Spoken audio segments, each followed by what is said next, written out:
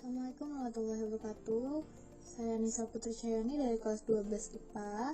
Di sini saya akan membacakan tentang isi kandungan Al-Quran surah Luqman 31 ayat 13 sampai 14 dan surah Al-Baqarah 2 ayat 83 dan hadis terkait kewajiban beribadah dan bersyukur kepada Allah serta berbuat baik ihsan adalah sebagai berikut. Surah Luqman 31 ayat 13 sampai 14. 1. Orang tua wajib menanamkan ajaran agama Islam kepada putra-putri sejak usia dini. 2. Setiap anak wajib berbuat baik kepada kedua orang tua.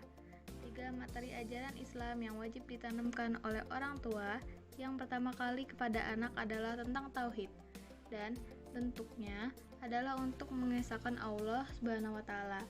4. Syirik adalah dosa yang paling besar kepada Allah yang tidak akan diampuni oleh Allah. 5. Orang tua, terutama ibu, adalah manusia yang paling berjasa terhadap kehidupan seorang anak karena telah mengandung dalam keadaan susah yang bertambah-tambah. 6. Orang tua, terutama seorang ibu, telah memberikan air susu sehat secara ikhlas kepada anak-anaknya selama 2 tahun sempurna, sehingga anak memiliki ketahanan tubuh dan sehat secara sempurna. 7.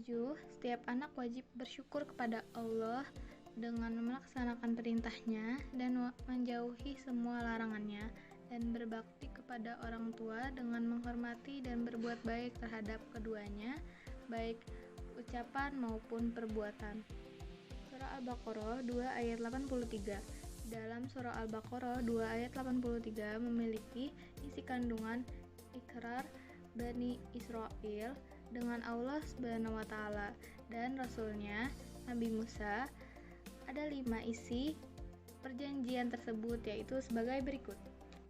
Larangan beribadah selain kepada Allah Subhanahu wa taala.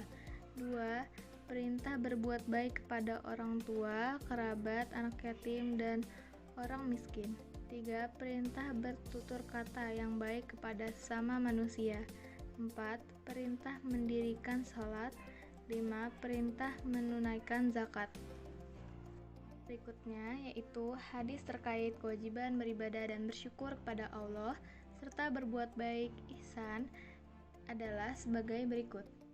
Pertama, hadis tentang kewajiban beribadah dan bersyukur kepada Allah. 1.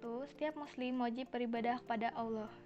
2. Muslim yang beribadah kepada Allah akan berikan ia kecukupan dan ditutupi kefakirannya. 3. Setiap muslim yang mendapat kelebihan harta hendaklah memuji Allah dengan bersyukur serta berbagi kepada yang membutuhkan. Terakhir, hadis tentang berbuat baik ihsan. 1. Hadis tentang berbuat baik berisi dialog antara Rasulullah dengan malaikat Jibril. 2. Dalam dialog terjadi saling menasihati antara Rasulullah dengan malaikat Jibril tentang ihsan.